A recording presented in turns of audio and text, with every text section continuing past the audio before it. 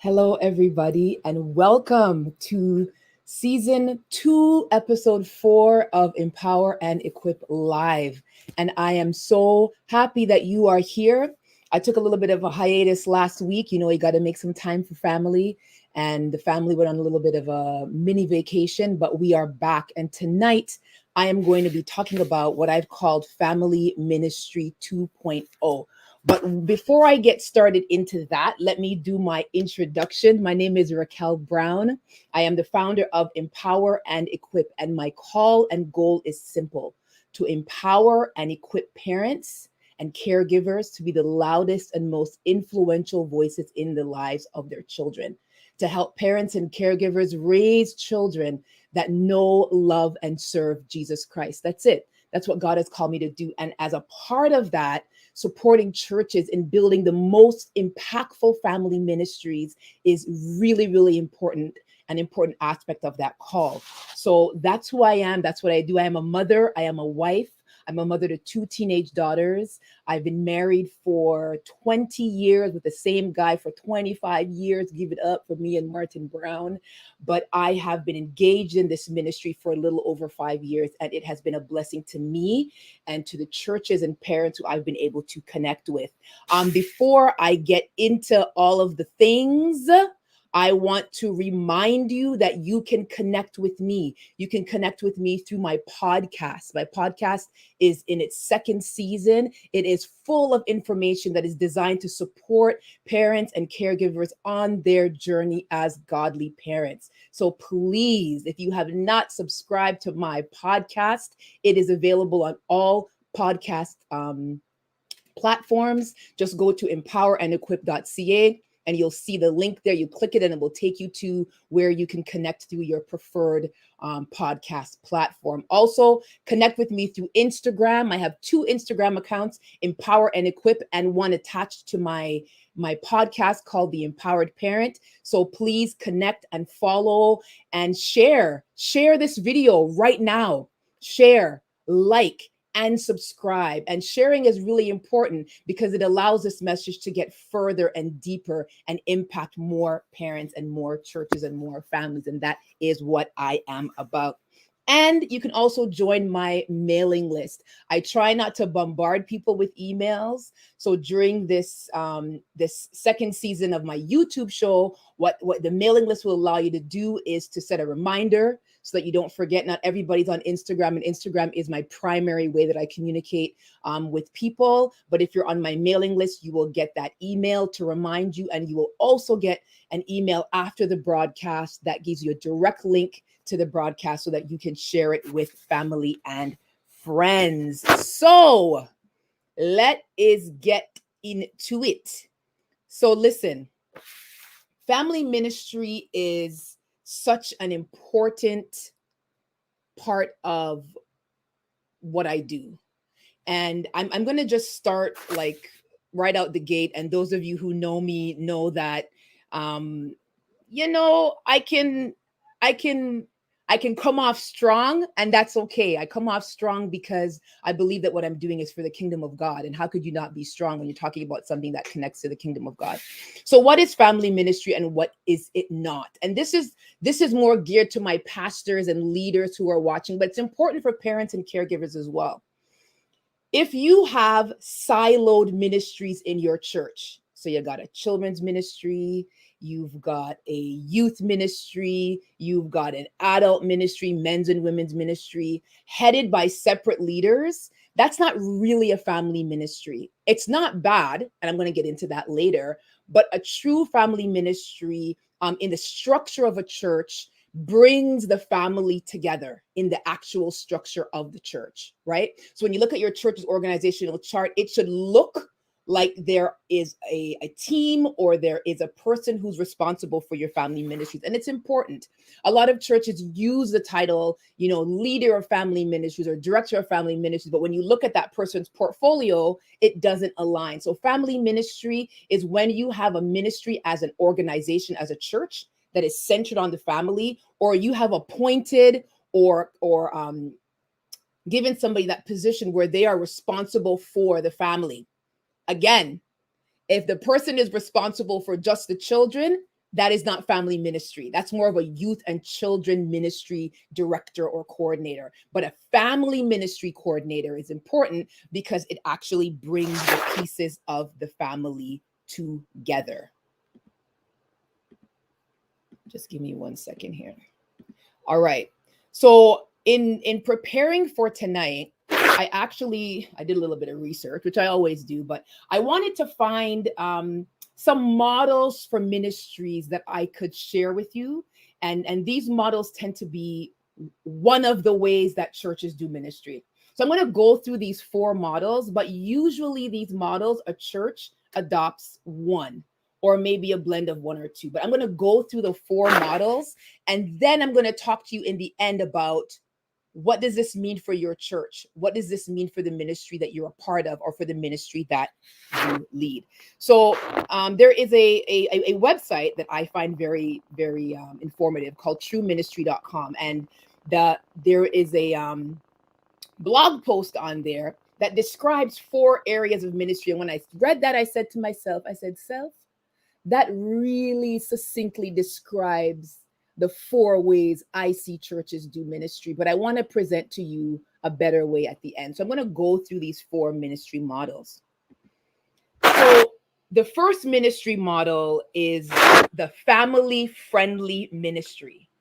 And this is the form of ministry where churches are striving to bring all of the generations of the family together, mainly to have fun.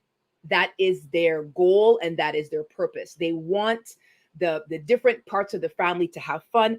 And they also will have events and programs that bring the family together to have fun. So they may have a family camp or a family movie night or a family game night, but they have events that are designed to help parents have fun with their kids. But that's pretty much the cornerstone of how their family ministry is structured. And that's called the family-friendly model. So you have great programs and events and activities that are really designed to help parents and caregivers carve out some time to spend with their family.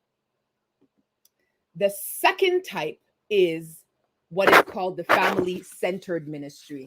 And it differs from the family-friendly ministry in that in a family-centered church, the family unit as a whole is the focus of ministry at that church. So in a family-centered church, there's probably not going to be any age-specific focused ministry. It's all intergenerational and all experiences happen in church together. So the families worship together, you do giving together, you hear the word together, everything is done together as a community, right? So there's your family friendly, and then you have your family centered, right? So it's very different from what most of us are used to. A family centered model pretty much says, let's abolish that tiered age system that mirrors schooling, and let's create something new where the family is together intact, all right, during the entire service.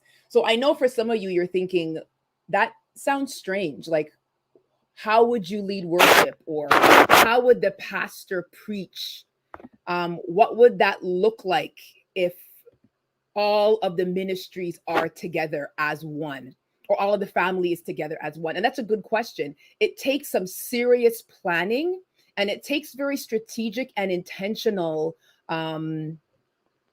organization and collaboration between the director of family ministries and the larger church body, because it means that when that pastor is preaching and is giving that word, they have to now think of their entire congregation. Now, it probably doesn't mean that they are preaching like at a grade 1 level, but it does mean that their sermon will not be riddled with a lot of academic language. It means that probably your average 4th or 5th grader will be able to glean something from that service, right? Also, it means that worship looks very different, because usually in the services, how we experience them, Worship is really geared towards adults. It's really an adult thing. It's really something where there's a worship leader and a wonderful team behind them, and they are leading adults in an exercise they're probably extremely familiar with. So there isn't a lot of teaching that happens during worship, but in a family-centered service, that praise and worship set will include all of the members of the family, which means the song selection, that worship leader has to be aware that they're not just leading adults, but they're leading children and youth and teenagers as well. So it also means that there may be a storyteller in the service at some point that is able to connect that word that the pastor is going to preach to that Bible story or that scripture to engage the children, to ensure that everybody is learning and everybody is growing. So that's a family-centered, and that one is usually the most controversial because most people are not used to a service that looks like that. But in reality, it's something that we need to think about, and I'll get more into that later on as we go through. The next one, the second one, is what is called a family-sensitive ministry. So that is a ministry where the pastor and the leadership is very aware of the diverse needs of the members of the family. So in a church that is very family sensitive, you're going to see a lot of programs that are geared to the different pieces of the family. So you might see divorce care to support families who are going through divorce, and not just support for the parents, but support for the children as well. You might also see programs like Celebrate Recovery or other programs that deal with addiction and other issues like that from a biblical perspective. You might also see that there is an emphasis on financial classes, all of those little pieces that come together to really minister to the different needs of families, that really speak to the diverse experiences of families. So it isn't just geared to the mom or geared to the dad or geared to the auntie or geared to the kids or geared to the seniors. There is a diverse offering of programs that actually deal with the different members of the family. We call that the family sensitive model, right? Now, again, these models usually exist. These models usually exist in isolation. They usually exist on their own. So you'll usually see a church that has like one type primarily and little pieces of the rest, but you're usually not seeing a church that has the model that I think we should be moving towards as a church body. So we also have the fourth model. So I talked about family friendly, family sensitive, family centered, and the fourth model is family empowered. Now, this is my favorite, and it's the one I lead to the most, and not because it has the word empower and equip, nothing like that. Mostly because of the focus. So in a family empowered church, this is a church that is taking up the responsibility to help parents be the primary disciplers of their children. That is the focus and the aim of a family-centered, a family empowered church. So what you'll probably see are parenting classes, parenting workshops. There's probably programming similar to a Sunday school or a Sabbath school where kids can receive education, spiritual education, and impartation at their age. But there is a heavy emphasis on giving parents the tools that they need to be able to lead that conversation at home. Right? So in some of the other models, a lot of that spiritual instruction is spearheaded by the church. But in a family empowered ministry, the church says, no, no, no, no, no. We are going to gather the children in age specific groupings for some events, but our primary goal is to empower and equip, no pun intended, parents to be able to be the primary disciplers of their children, right? It's a focus on equipping and training. Because let's face it, as Christian parents, no one has, well, first of all, take out the word Christian. No one really ever teaches you explicitly how to be an impactful parent. No one really walks through the steps and the ages and stages of what it means to be an empowered and equipped and effective parent. So when you take that reality and you attach it to the reality that as Christians, we're supposed to be parenting a different way that aligns with God's word, well, the question is, who's supposed to teach that?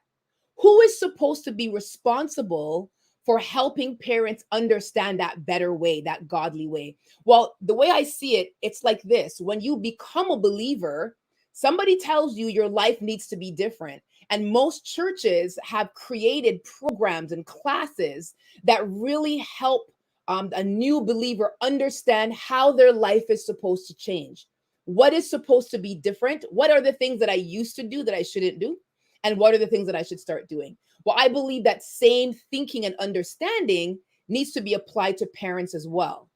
So if you come to Christ or you are a part of the body of Christ and you are raising godly children, there should be support. And in a family empowered church, that is the focus. It is raising, empowering parents to raise kids that know, love, and serve Jesus Christ. Like that's the primary goal.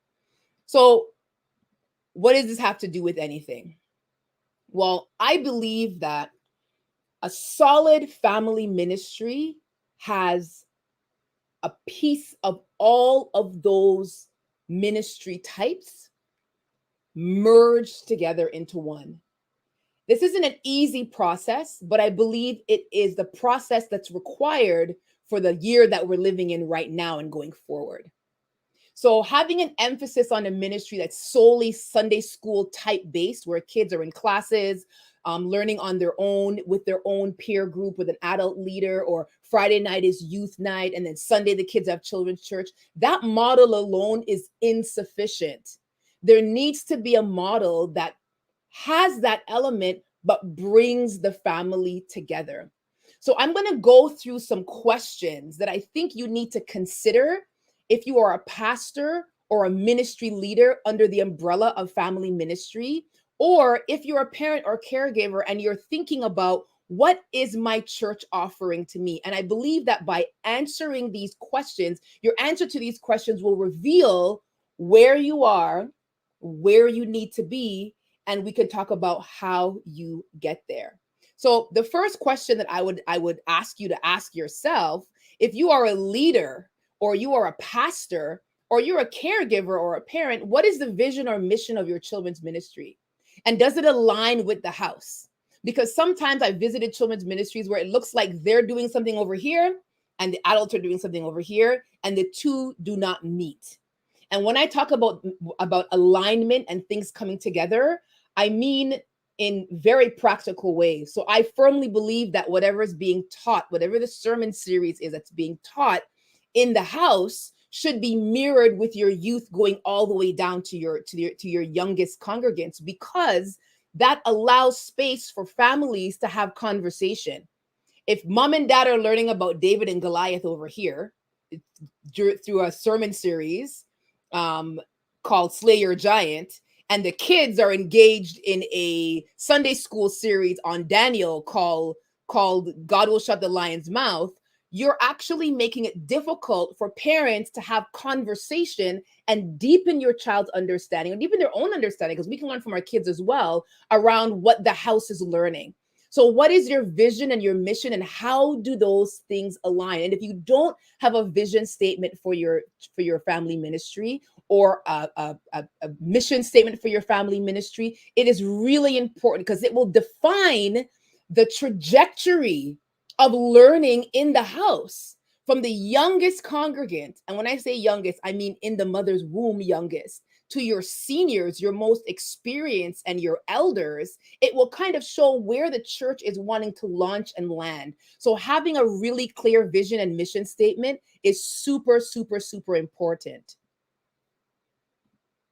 The next one is, what resources have you allocated to families? And listen, this one causes a little bit of trouble sometimes when I talk about this one, because I'm talking about practical things. I'm talking about money. So what budget, pastors and leaders, I will say pastors, have you allocated to family ministry? Not children, not just youth, but to supporting the family as a unit. And I would actually challenge pastors to rethink your ministry structure if you have children and youth over here and men's and women's over here. Because it's so funny. The church is supposed to bring people together, but yet we define how well we do ministry by how well we separate each other. And what I mean by that is, if you have a strong children's ministry, a strong youth ministry, the men are having manpower and the women are having women's leadership conference, that is a great church. No one's looking at the fact that we are actually becoming proficient in separating, as opposed to being proficient at unifying the family, which is what I believe that God has called us to do. So it's really important that you think about the resources that you have allocated towards your families to make sure that there is enough. So it's interesting to me sometimes, you hear pastors say, give, sow into this ministry, so and God will give it back to you. I challenge, if you're a pastor and you're a ministry leader, you have not allocated a budget, you have not carved out a portion to serve what I believe is the heart of your church, your families, I think we need to take our own advice here and prove God and sow into these ministries. A lot of ministries to families, especially in Black churches, are led by volunteers. What would happen if we started to sow into these ministries in practical ways by hiring staff? Maybe it's even a part-time position that you can afford because of the size of your ministry. But what would that look like if we actually started to sow into our family ministries in that way? Right? For what God is calling you as a pastor to build, it cannot be built only with volunteers. You need people who are committed at a different level and who reach out to you to serve through your commitment by saying, you know what, I'm going to compensate you for your time. I'm going to compensate you for your energy. I'm going to compensate you for your dedication. It creates a different type of leader. And whether that's good or bad, we can talk about that later. But I think it's important. I think it's important that we talk about the resources. Another resource is space. Let me tell you, my pet peeve is the multi-purpose room. I know that it's important to have space for ministries to grow, but I am looking for pastors that are willing to dedicate space to their children and to their families. What does a space look like that is, we know what a space dedicated to adults looks like. Look at the sanctuary, look at the bathrooms, look at the foyer. We know what those spaces look like, but what would it look like if we started to allocate our spaces to really support our families, right? Do a walkthrough of your sanctuary with a 5-year-old. How welcome do they feel in that sanctuary? And what are the spaces that children's and youth ministries get to borrow to do what they're doing, as opposed to dedicating time and space? And I know some ministries you can't, and God will bless you where you are until you have more. But for those that have the space, but we're just, well, we don't want to paint the wall blue because suppose we have a prayer meeting in there.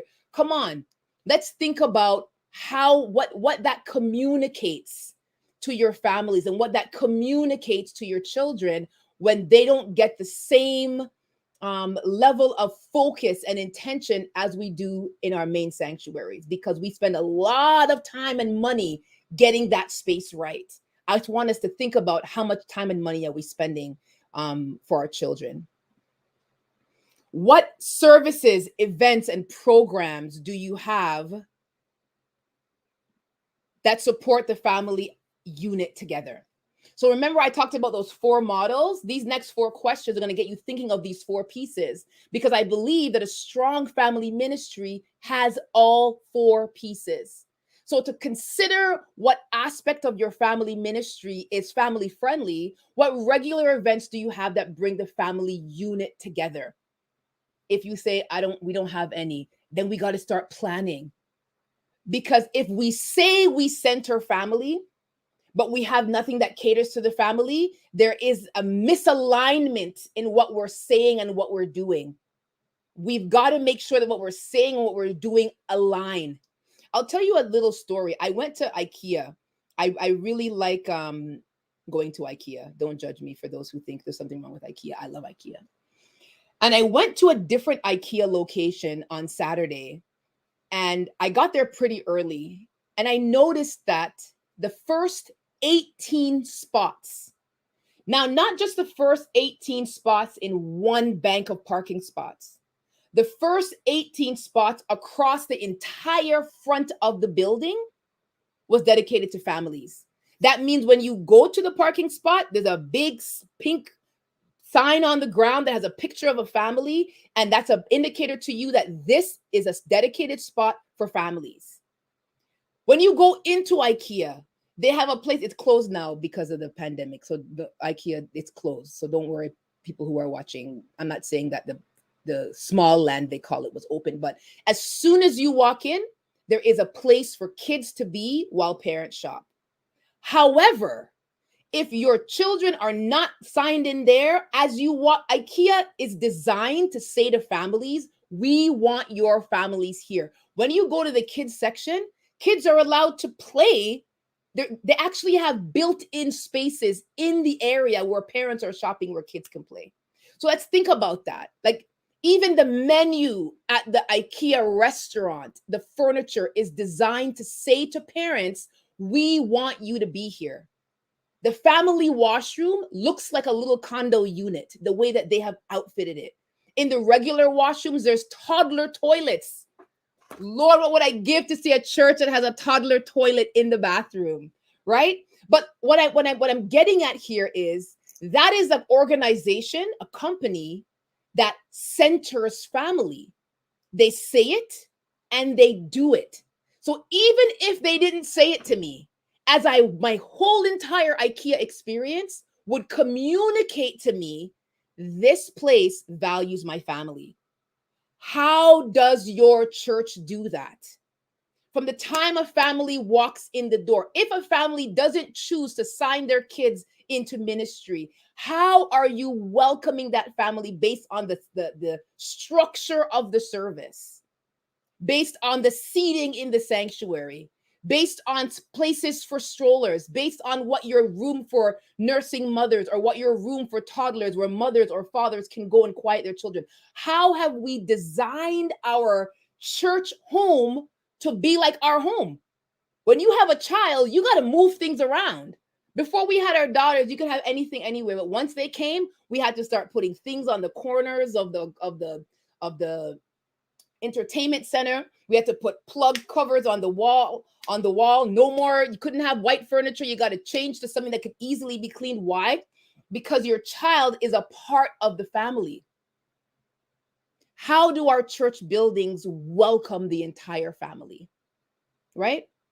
I think I got off track a little bit there, but the Holy Spirit did prick me. So, but what are the regular events that you have that bring the family unit together? A lot of us have great events where parents can drop their youth or children off, right? Or parents can drop their children and youth off, and maybe there's a program for parents. But what does programming look like that brings the entire family together? What about grandparents?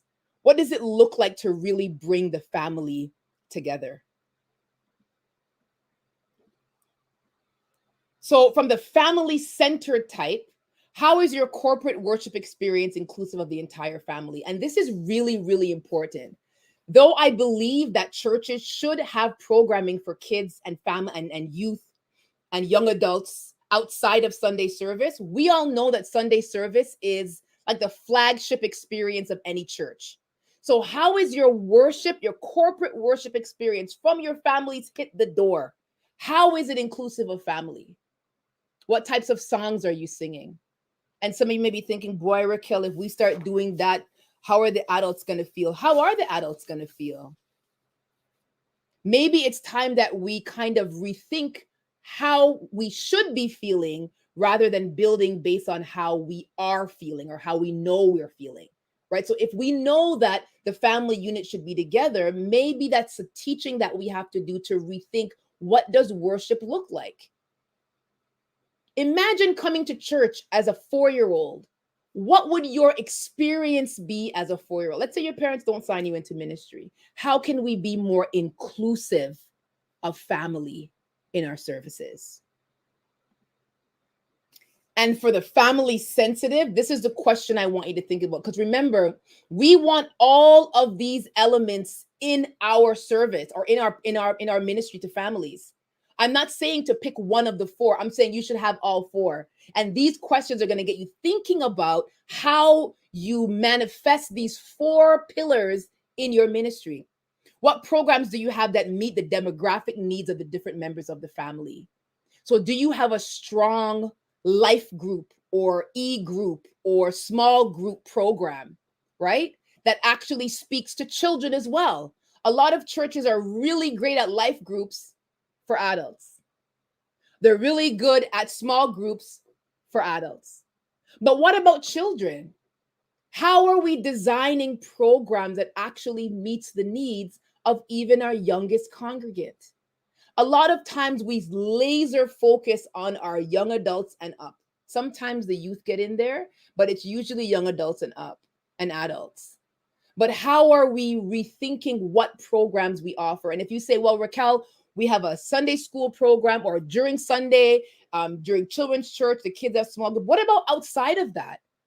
What about interest-based small groups for kids that build relationship and build friendships and connect families? Right? So let's rethink that. What are the small groups you have for the demographics? What about our seniors? Remember, family isn't just mom and dad and the two kids and the it's not that. Grandparents are a part of the family as well. What programs do you have for seniors? Well, we don't have a lot of seniors in our church. Well, you never will if you have no programs for them, because they're going to come and not feel welcome, right? So how are we creating programs and have them in waiting to serve that demographic when they come, right? And then lastly, the last question, do you have regular parenting workshops and classes that support parents and caregivers and God's desire for them to disciple their children? This is so important. And this is the fourth pillar. It's the family empowered pillar. Many churches say to parents, you are the primary discipler of your child. You are. God has given that mandate to you, and you should be. How are you supporting parents in figuring that out?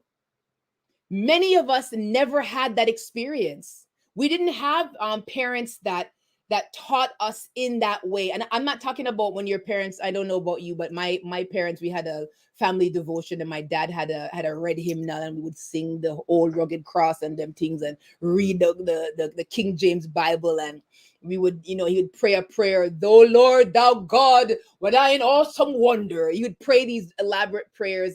I'm not talking about getting parents to do that.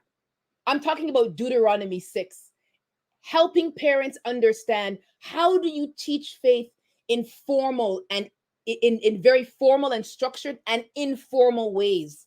How do you prepare for the next age and stage of your life, right?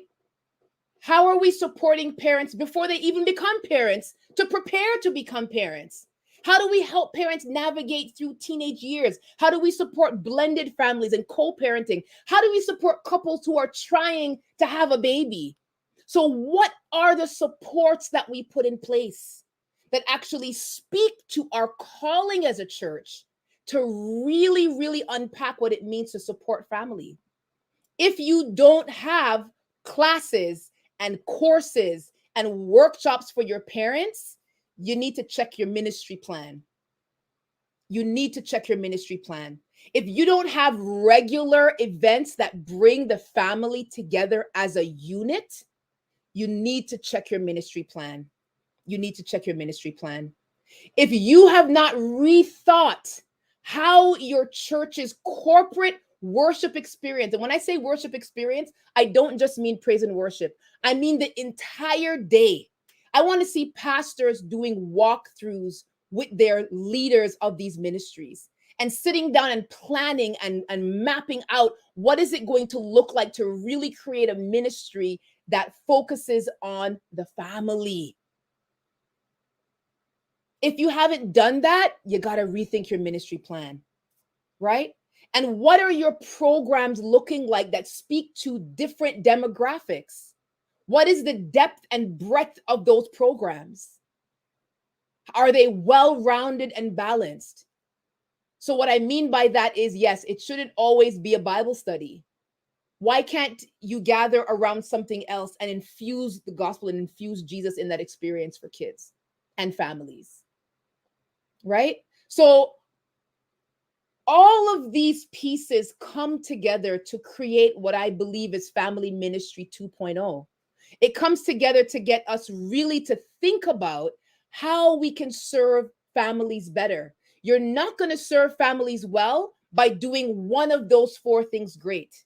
You're not going to serve families well by just having a family-friendly ministry that really focuses on good programming that creates bonds between parents. If you're only doing that or you're heavily focused on that, it's not going to work out for you in the long run, because you will be missing an opportunity to minister. If you're just thinking about being family sensitive, if you're just thinking about being even family empowered or family centered, you're going to miss an opportunity to build a family ministry that sits on a firm foundation.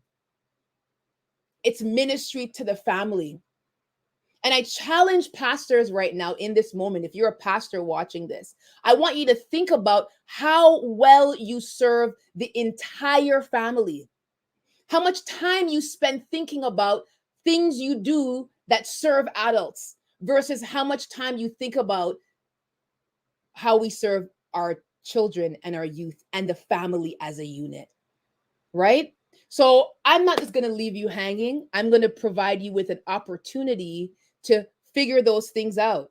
I'm going to provide you with an opportunity to really start thinking about not just hear what you're doing, but bringing in the necessary components in terms of people resources who you as a pastor have entrusted with helping to build out family. Listen, without family ministry, there really is no church.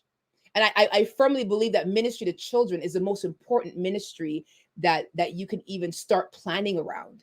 A lot of adults actually came to Christ based on being brought in as a child. I know many adults who came to church without their parents back in the day when we used to have the church bus. Remember those days? So ministry to children and youth and the family as a unit is critical, especially now in the time that we're in. The pandemic really shook a lot of parents. And I believe it was a wake-up call for the church to rethink how we are supporting the family. Youth and children and parents going through emotional trauma and turmoil as a result of the pandemic, and many churches had no services to offer. And I'm not discounting the power of prayer, but I believe that God has endowed counselors and therapists with wisdom that we can use to help people heal. And where was the church?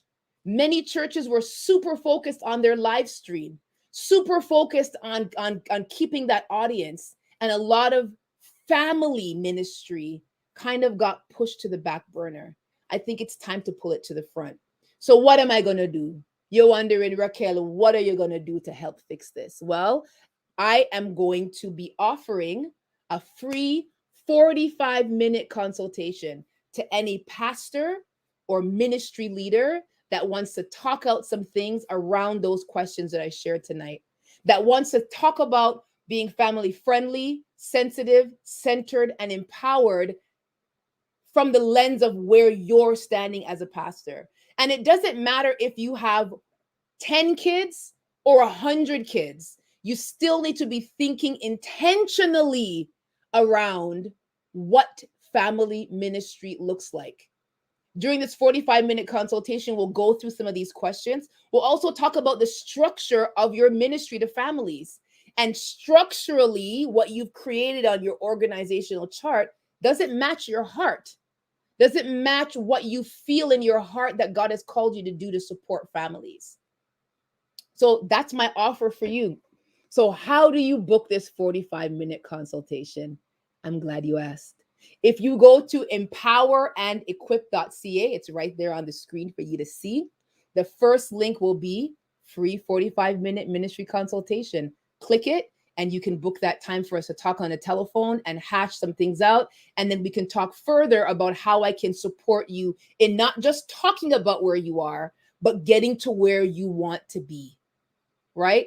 Every church should have an incredible family ministry. Any church. It doesn't matter where you are. It doesn't matter what denomination you are. You should have an incredible, strong, impactful ministry to families.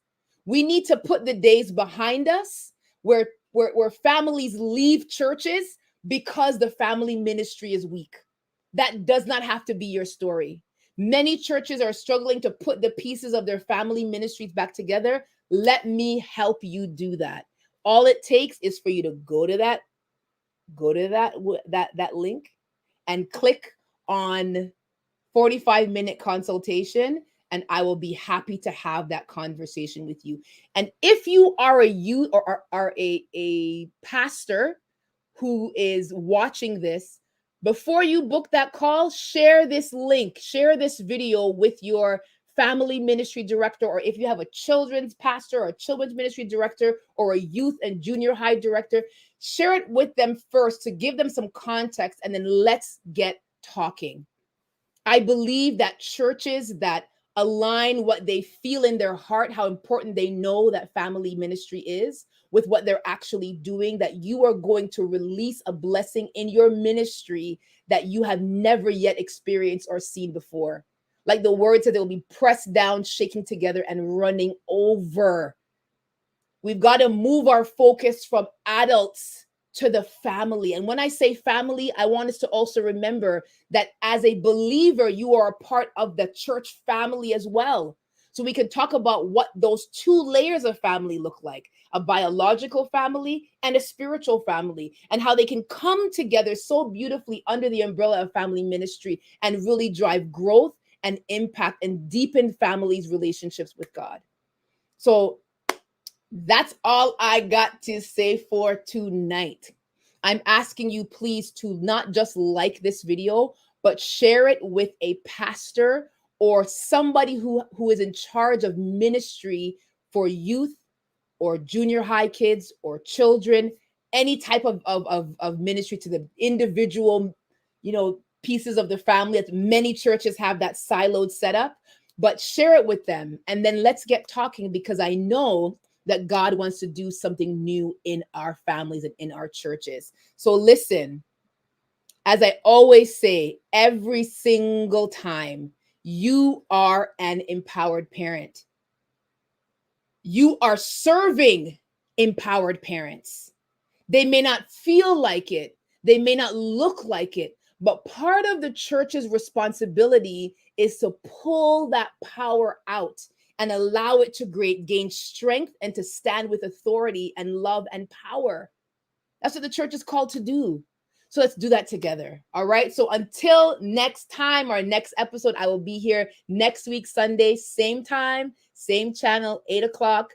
Speaking to you. I won't release the topic just yet, but stay tuned to my Instagram or join my mailing list so that you don't miss out for next time. So thank you for joining me, and have a wonderful evening.